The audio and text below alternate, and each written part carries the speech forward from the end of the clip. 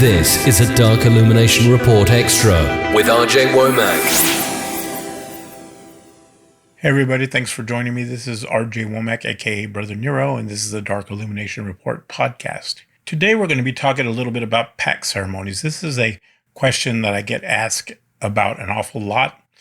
It's something that I've covered many times, but I get asked about it all the time anyway. So I'm going to try to cover it in a very concise way, in a very detailed way, so that I can give all of you who are looking for answers an answer that will satisfy you. I mean, because one of the things we're trying to do with this podcast is try to provide a sense of ministry, a sense of religious education in the true sense of the word. You know, there are many people who claim to be satanic clergy, but the only thing they do is promote themselves, and that's not what we're about, and that's not what I'm trying to do here.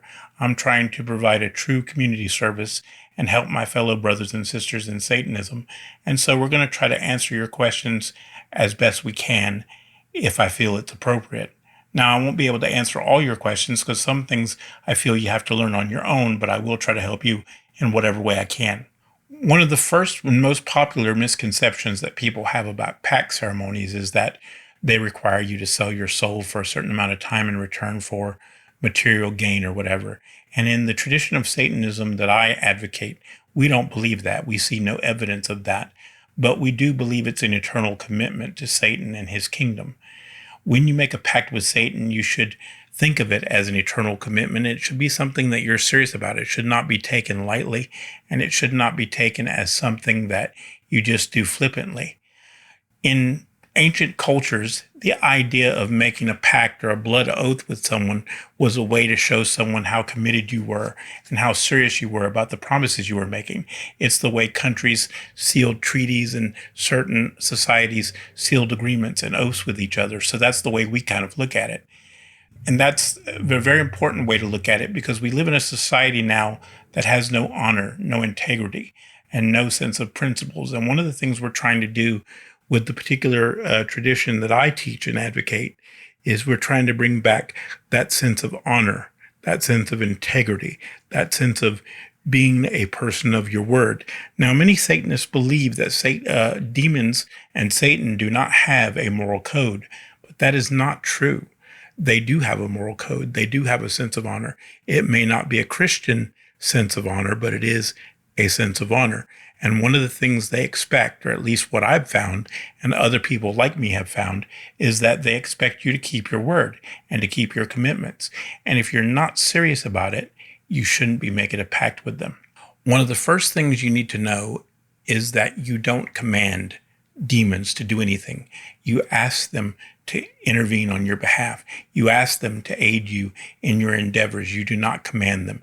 Real Satanists, religious Satanists, do not use high ceremonial magic ceremonies like Goetia to command demons.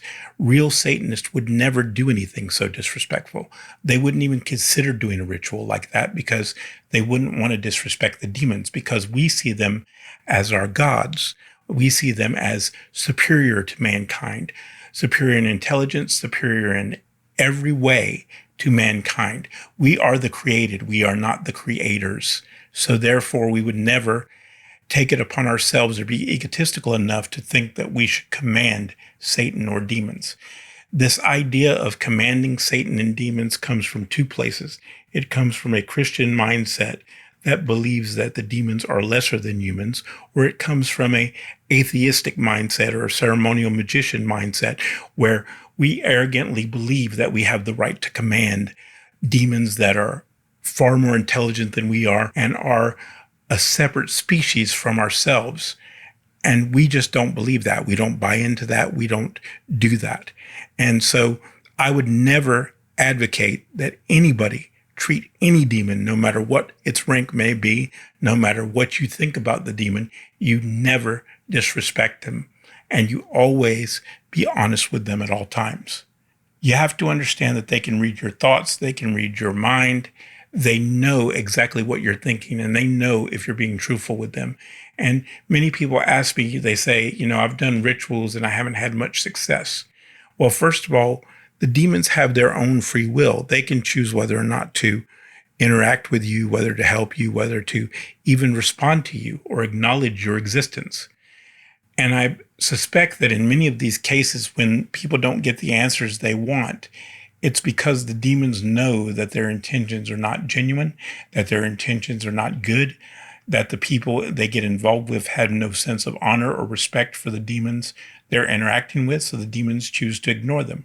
Now, I can't prove that conclusively, but I can tell you from my experience that if you are genuine with them and you are sincere with them and you mean what you say, then there's a good chance that you'll get a response. Now, it may take some time. They may not answer the first time you do your rituals, but they typically will respond if they think you're genuine. And what you're asking for is from the heart. Thank you for listening to the Dark Illumination Report podcast. For the latest news headlines, show information, and more, go to rjwomack.com. That's rjwomack.com.